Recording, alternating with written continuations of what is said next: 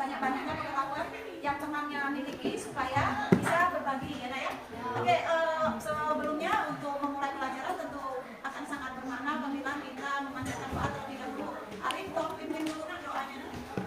Marilah teman-teman, sebelum kita memulai pelajaran pada siang hari ini, ada baiknya kita berdoa terlebih dahulu. Berdoa dimulai.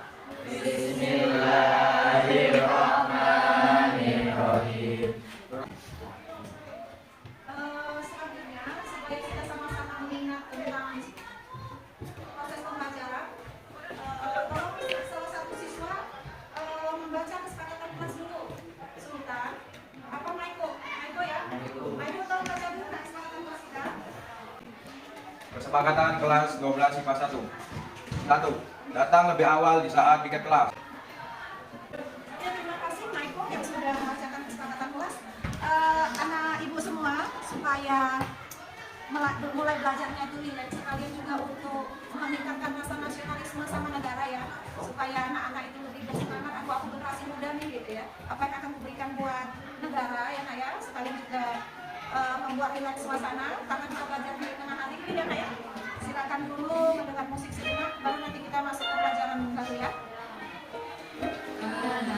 Airku tidak melupakan, tak terkenal selama hidupku. Kasiannya sama kok yang siap presentasi ya, Ibu siapkan dulu sebentar. Semoga sinyalnya bagus ya. Silakan. Assalamualaikum warahmatullahi wabarakatuh. Waalaikumsalam warahmatullahi wabarakatuh. Selamat siang teman-teman. Ya. Perkenalkan kami dari kelompok 2. Kami akan mempresentasikan hasil diskusi kami tentang histogram. Sebelum itu perkenalkan saya Rika Oktara Ramadhani sebagai moderator. Saya Anjur Fadilah sebagai penjelas. Baiklah, langsung saja masuk ke materi yang akan disampaikan oleh Abi Nur Fadilah. Kepadanya saya persilakan. Baiklah, saya akan menjelaskan tentang cara mencari selisih dari data frekuensi.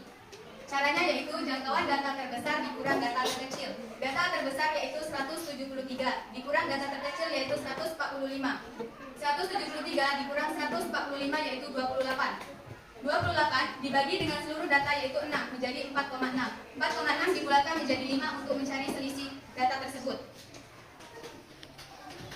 Interval 145 dikurang 149 yaitu selisihnya 5. Dari data siswa 149 yaitu seluruhnya 4. Kemudian TBB-nya yaitu 144,5 dan BA-nya 149,5. Baiklah, apakah ada yang ditanyakan? Saya. Assalamualaikum warahmatullahi wabarakatuh. Waalaikumsalam warahmatullahi wabarakatuh. Saya dari kelompok 7 ingin bertanya, mengapa TBB bisa dikurang 0,5 dan BA bisa ditambah 0,5? Baiklah, saya akan menjawab pertanyaan dari Sultan Zaki. Karena apabila data bulat, maka tepi atas atau tepi bawah dikurang dengan ditambah dengan 0,5. Baiklah, apakah sudah jelas? Kepada kelompok lain, apakah ada yang ingin dipertanyakan? Kami persilakan. Kalau sudah jelas, kita lanjut materi. Baiklah, dengan materi yang tadi sudah jelas, kami akan melanjutkan penjelasan selanjutnya. Kepada Mi, persilakan. Baiklah, kami akan melanjutkan materi tersebut yaitu data tabel frekuensi tadi akan diubah menjadi data histogram yaitu sebagai berikut. Siswa yang memiliki tinggi badan 144,5 sampai 149,5 yaitu sebanyak 4 siswa. Dan yang memiliki tinggi 149,5 sampai 154,5 yaitu sebanyak 7 siswa. Yang memiliki tinggi 154,5 sampai 159,5 yaitu sebanyak 11 siswa. Yang memiliki tinggi 159,5 sampai 164,5 sebanyak 2 siswa. Yang memiliki tinggi 164,5 sampai 169,5 sebanyak 4 siswa. Dan yang memiliki tinggi 169,5 sampai 174,5 sebanyak 2 siswa. Itu tadi data histogram dari tinggi badan kelas 12 IPA 1. Apakah ada yang ingin ditanyakan? Kepada kelompok lain yang ingin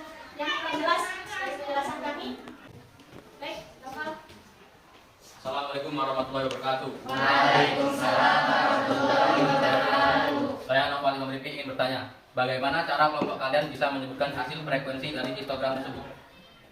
Sekian, terima kasih. Terima kasih atas pertanyaannya. Baiklah, saya akan menjawab pertanyaan dari Noval Imam Rifki. Kelompok kami mendapatkan data histogram ini karena terdapat dari data frekuensi yang dibuat tadi, yaitu karena dihubungkan ke sumbu Y sehingga akan menghasilkan data frekuensi yang diubah menjadi data histogram, yaitu 4 ini dihubungkan, yaitu 4. Baiklah, itu tadi penjelasan yang ditanya dari Noval. Sudah jelas? Bagaimana, Bapak? Apakah penjelasan kami sudah jelas? Ya, sangat jelas. Terima kasih. Atas histogram itu ya ada perhitungan 156 itu ya. Oke, 156 itu perhitungan modus ya, Nak ya. Modus itu dicari berdasarkan penyajian data tabel distribusi frekuensi. Nah, pertanyaan Ibu, gimana kalau mencari modus melihat dari histogram tersebut? Karena kan yang dikerjakan tadi, yang disajikan oleh kelompok 2 itu dalam penyajiannya perhitungannya berdasarkan tabel distribusi frekuensi.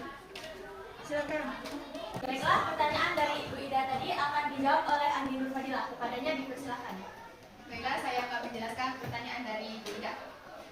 Baiklah, kita tadi sudah menentukan histogram tinggi badan, yaitu terdapat modus sebanyak 11. Ini modusnya. Nah, untuk mencari D1 yaitu modus dikurang yang ini 7. 11 dikurang 7, jadi dapatnya 4. 4 yang ini ya. Kemudian 11 dikurang 2, hasilnya 9. Ini.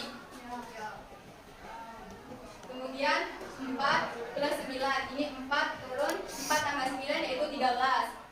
Kemudian 20 didapat dari 4 kali 5, jadi 20 dibagi 13 sama dengan 154,5 plus 1,5, yaitu hasilnya 156. Sampai di sini, apakah sudah jelas penjelasan dari Andi Nur Fadilah? Jika tidak ada yang ingin dipertanyakan, saya rasa penjelasan Andi Nur Fadilah sudah jelas. Terima kasih atas waktunya. Saya tutup presentasi hari ini. Saya akhiri. Wassalamualaikum warahmatullahi wabarakatuh. Tujuan pembelajaran kan salah satunya kamu menjadi pemimpin dirimu sendiri, ya Nak ya. Salah satunya itu dengan membuat pendapat atau berbicara seperti tadi kelompok 2. Juga membuat pilihan. Tadi berbicara itu voice, membuat pilihan itu choice. Ketiga bangga sama hasil kerja sendiri atau ownership. Nah sekarang karena sudah disampaikan tadi oleh kelompok 2, wakil kamu semua, nanti kita giliran ke kelompok lain. Ada yang bisa membuat kesimpulan, ya Nak? Ada yang membuat kesimpulan bagaimana perbedaan mencari modus dari bentuk tabel distribusi frekuensi menjadi bentuk histogram. Silakan.